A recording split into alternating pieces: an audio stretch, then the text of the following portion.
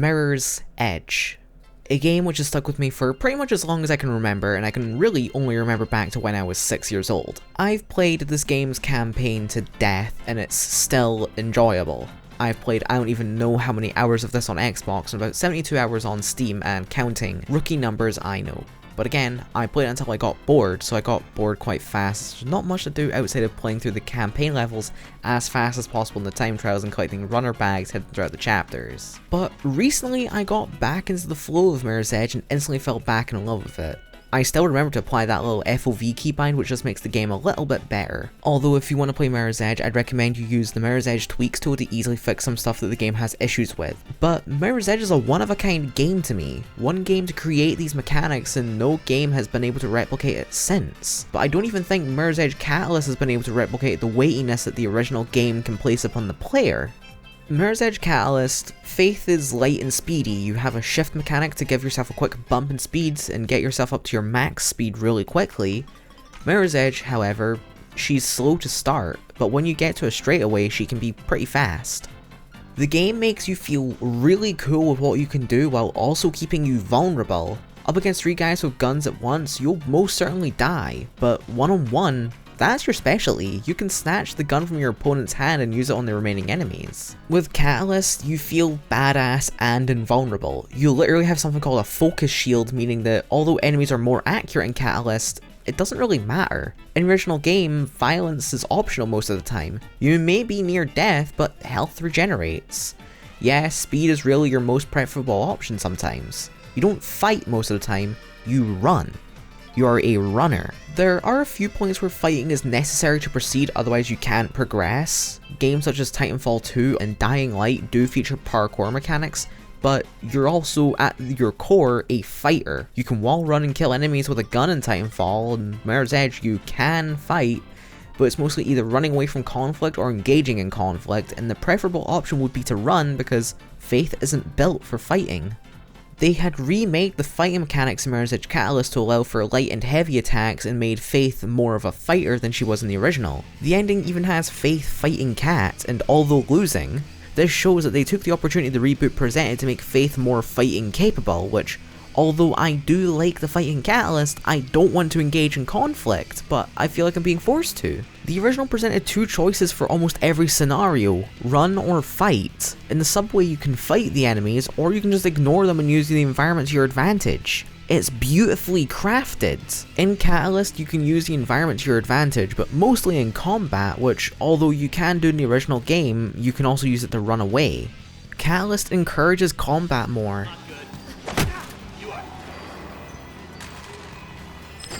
Even characters saying this. You always were a fierce fighter, Faith. You'll be fine. Like hell she was. Don't get me wrong here, I'm not trying to make Mirror's Edge Catalyst seem like a bad game. It's pretty fun to be able to have this sort of open world design and do all these fun moves, but it just doesn't feel like Mirror's Edge, you know? Something you can choose to do in Mirror's Edge when you want to fight is to snatch a gun from an enemy and use it on those remaining, but you can't reload. There is an animation in the files for reloading, but the mechanic for it was cut, leaving the animation unused. Early in development, according to the concept art DICE had shown off in the game's extras menu, yeah, remember when games used to do that? Faith used to carry a pistol with her, but DICE eventually decided to remove the gun from her hands, forcing her to use her hands and feet during combat. But they gave her the ability to snatch weapons in return, still allowing her to carry weaponry. In Catalyst though, they removed Faith's snatch in favour of giving her more robust CQC capabilities, despite her not being visually built for fighting still. No doubt having the kinds of gravity-defying acrobatics that Faith possesses would allow you to deal a good bit of damage during combat, but I feel like the original did it much better. More doesn't always mean better. Another thing which the original game gets nearly perfect is colour, and I don't mean everything is vibrant and colourful, but rather the lack thereof. Most of the world is in a white coat of paint. There are the occasional exceptions, with most being blue or orange, but if the game wants to show something that's interactable or show the right direction to go, then it'll highlight it by making the object red. All you need to do is figure out how to get to it. A door is highlighted, bash through it. An elevator button is highlighted, push it. A platform elevated by a crane is highlighted, jump on it. It is simple design. The game's heavy focus on colour results in a unique art style where almost everything is monotone except for what's important. The red never blends in with the white, blue, or even orange. It's a clear marker for where to go next without being an obvious arrow or waypoint. There is no HUD, and Mirror's Edge is one of the few games that did the whole HUD removal trend right, with the other best example being Dead Space. The game even provides a little explanation for why important things are highlighted. Runners see the city in a different way. We see the flow. Rooftops become pathways and conduits, possibilities, and routes to escape. The flow is what keeps us running, keeps us alive. Also, the cutscenes in between chapters aren't pre-rendered 3D animations. They're these animated cutscenes which I think are pretty good. It helps the game develop more of its own unique art style. They remind me of Flash games from the mid-2000s to early 2010s, and I just love this style. Unfortunately, Catalyst forgoes this style of cutscene, making them now pre-rendered movies. Also, I bought and played through the entire main story of Catalyst for this video because I don't have anything better to do with my time. The traversal and parkour mechanics are amazing. They don't usually break in the original levels because they were crafted with the same amount of care that AAA games used to have. Quick combos that are easy to remember make moving around your environment fluid. Wall run, quick turn, jump. Clamber, quick turn, jump. 3 quick presses of 2 different buttons. And only 2 different combos and they use the same buttons, space and Q. Despite the simplicity, it's all you really need and it feels good. Movement, jumping, wall running, clambering, and skill rolling, they're all powerful. When you get into the flow, when you have that movement that doesn't slow you down much, it feels amazing. The game makes you feel, once again, incredibly badass but incredibly vulnerable. At a moment's notice, you could fail a jump and either lose all your momentum or plummet off the side of a building into your death. Or you could just get shot too much and make a hard stop and collapse. And what about the story? Well, it's pretty good too, I think. Hi, Sam here. I had a story recap which was over half the video's total runtime, and I decided to just redo the whole thing. This will definitely not do the game justice because it is such an amazing experience to go through and play both casually and analytically. So without further ado, allow me to give an even more brief summary on the story of Mirror's Edge. Faith does a standard job with her friends Merc and Celeste, but it goes awry when the police start opening fire on Faith as she's making her way to Celeste. Faith goes back to Merc's lair to rest, before her rest is interrupted by her sister getting into trouble because she's a police officer.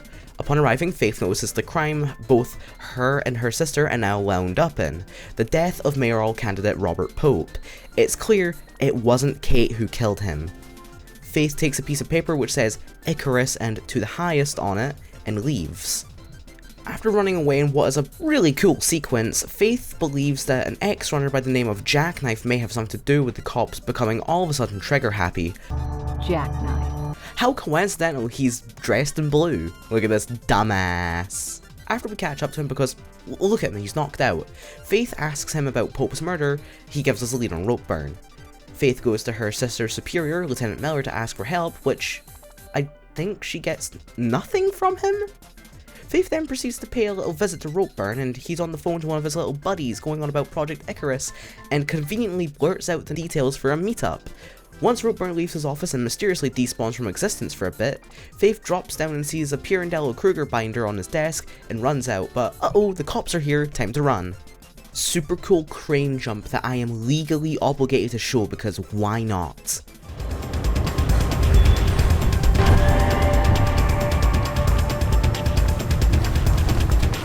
Did you just do what I think you did? God damn it, girl, I just spilled my Joe all over the keyboard. Faith goes to see Miller again, but oh, he's a bastard. So we get nothing from him again? Faith heads to where Ropeburn detailed where the meeting was, and yep, Miller's a bastard. Uh-oh. Whoa! After a small altercation, Ropeburn gives us information on yet another meet, this time at the mall, and now he's dead. Cool! Faith makes her way to the mall, and there's a load of police here, and hey, it's the guy who killed Ropeburn, and it seems like we're meeting the- Get out of there.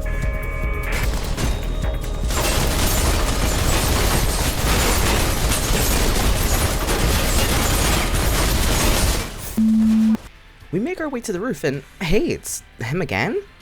Faith visits Jackknife again and he denies any involvement in any of this. Faith heads to Pirandello Kruger's newest offices and evades a bunch of guys who look suspiciously like the officers who've been shooting us for a while, huh? In the server room, deep down into the bowels of the Pirandello Kruger offices, we see that they've been storing information on the runners.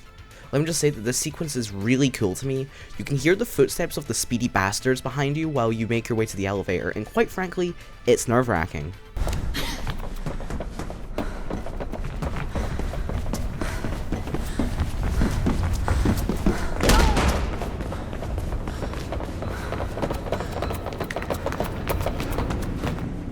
We escape by doing a sick jump onto a train, and on to the next chapter where Faith heads to the docks because, oh yeah, back in the server room, the guy shows up again. A lot of Pirandello Kruger here. Ouchie, sniper fire. We fight the guy, finally, after all the hell he's put us through, and oh.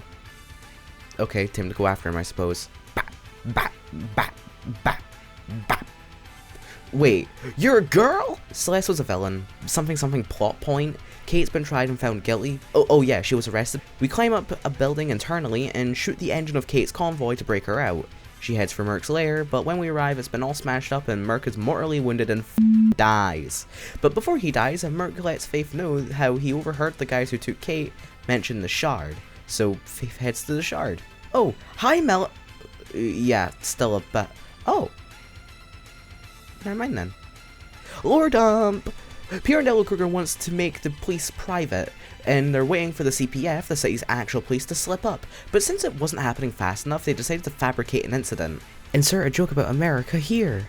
Got that? Cool, because we need to move on. This place is cool. We'll be on our way then and move up to the helipad and, oh, hey, Jackknife. Wait, Jackknife? Turns out he's like the big bad villain.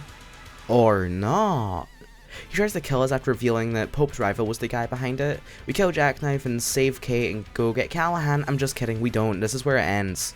No sequel. The game ends here. Faith and Kate's story ends here, with them being fugitives and seemingly having nowhere left to go, but at least they have each other. The story could have gone on, except it didn't, and I don't know what would have been a better choice, leaving it here or continuing on. This is a moment where the ending could go both ways, either we stop or we continue. With some smart writing, they could have continued, and in my mind, I hope that's what they were doing before scrapping it and turning the sequel into a reboot. Not that I hate Catalyst, but rather that I wonder what the writers had cooking up in their noggins. I don't know, maybe I'm just coping. Here's your reward, a compilation of some custom maps I've been playing because those exist!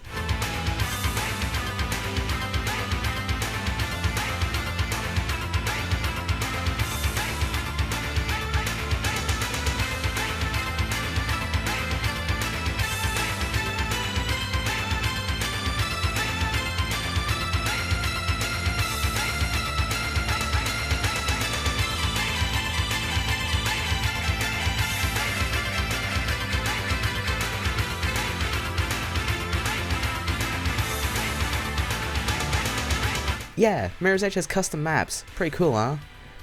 The whole point of this video has been to show what Mirror's Edge was. A video game about fighting back not only against violent authority, but also uncovering the truth of someone who won't take losing control. Someone looking to gain every advantage possible while being as discreet as possible is to not give the game away. To form, in this case, a city in his own image. It's interesting to see how games which can be interpreted as warnings for this kind of authority also sort of predicted the future, the current state of the world we're living in, not to get political or anything. Not meaning to say that Catalyst wasn't about that, but the employees in Catalyst's world knew of the authority and control that they live under. In Mirror's Edge, it's framed in a way where the citizens are either oblivious to the surveillance, or are ignorant of it. With how Faith clearly shows her opinion on newspapers when she finds Kate next to Robert Pope's body in Chapter 2, it sort of mirrors our own reality in a way. He had a break-in last week. He's still a campaigner. Don't you read the news? It's not news anymore. It's advertising. He was running for mayor.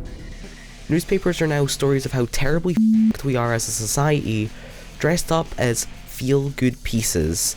Most infamously, the teacher who had run out of sick days which he was using to spend time with his cancer-stricken daughter. so his co-workers had donated their sick days to him. This should have never happened. He should have had the sick days to stay with his daughter, which he might never have seen again. I found a news story I was referencing, but a little ways into it I noticed that they mentioned how a fellow educator donated 2 of her own sick days while fighting cancer herself. It reveals the machine. Gather round, sit with me, watching the gears churn, exposed in front of us, and see how far the elites, who sit up top in their ivory thrones, lined with the last of the gold reserve, encrusted with diamond, watch us struggle beneath their feet. They dangle little things in front of us such as sick days, to give us the illusion of control, comfort and safety, to make you think, if I get ill, at least I have those sick days. But one day, they could deny it, make you come in pale as a ghost, whiter than a freshly cleaned duvet, with a chest tighter than whitey tighties, and shakier than a grandmother with arthritis. If you refuse to enter into their little funhouse of torment and labour, they can strike you off, leave you without a halfpenny to your name from the cost of healthcare, leaving you to the wolves of Wall Street and to your own devices, telling you your final paycheck will come in the mail, but they forget, and you follow up with them, and they fib, leaving it until the check has expired, meaning they don't lose a dime. They contact their own little union, one for the elites, for them to keep as much of the dosh as they can, sharing it with no one. Don't hire them. They refuse to come in when they are ill. They are aware of how we trick and scheme and manipulate the employees, work them round the clock, then ask after them a little over 5 hours later. I know, viewer, that I am stating the obvious, however I just kinda wanted to show how fucking scummy that is, but also I just kinda wanted to know what people thought of my writing. Newspapers are places for companies and political parties to shove their products and lies, sugar-coated versions of policy in your face. What's great about Mirror's Edge's true villain is how he wasn't someone you saw at all, only someone you saw billboards and news pieces on, blaming the fault on the runners. A group of people who just want the truth, no matter how ugly, instead of a watered down version with all the nuances and all the tough questions politicians don't want to answer left in. And anyone who questions this authority gets pushed to the sidelines, dehumanized, criminalized, and forgotten. Hiring killers to dispose of his competition while keeping his own reputation clean. I'll be honest, I sit in my room all day, all night, either playing video games or making these videos, but when I'm in here, I live how I want. Nobody tells me what to do, or at least, not yet. I will do what I want within my 4 walls. I get the final say here. The idea of this review was formed prior to all the bullshit we've been subjected to on the internet lately in terms of what we can and can't see. Prior to another round of the age-old tactic of using kids to get what you don't want your populace seeing removed. The timing just happened to be right for me to finish my other videos and move on to this one. I don't f***ing care how goonerish this sounds, but I deserve my privacy. And so do you. But it's a two-way street. The only thing which should be censored is that it should have never existed, such as child pornography. Warnings exist for a reason. Don't blame video game developers for your kids seeing something extremely violent or hearing bad language. Blame yourself for not checking the big unmissable number on the case. But then again, the current bout of prohibition and restriction was never about protecting kids, was it? It was about control. It was about building a country in their own image. It was about having eyes on every citizen, monitoring them, making them feel the weight of the boot of authority on their necks. I apologize if this is not what you expected of me, but ultimately, it had to be addressed considering it is such a focal point in the world of Mirror's Edge, both the original game and Catalyst. For fuck's sake, these are the people we're talking about who are currently running the country. At this point, it isn't even judging it by its cover, it's judging it from a coffee shop on the opposite side of the road, looking into a bookshop's display window while you sip your morning coffee. back down to earth. I love Mirror's Edge. It's a pretty sweet game, I think. I don't know, I just like yapping about things I find interesting. Anyway, thank you for watching. Please do like and subscribe, and I hope you enjoyed this video and want to see more of my random little hyperfixations and pretty much just yap sessions. Hopefully, I'll see you folks next month when I next upload. Probably.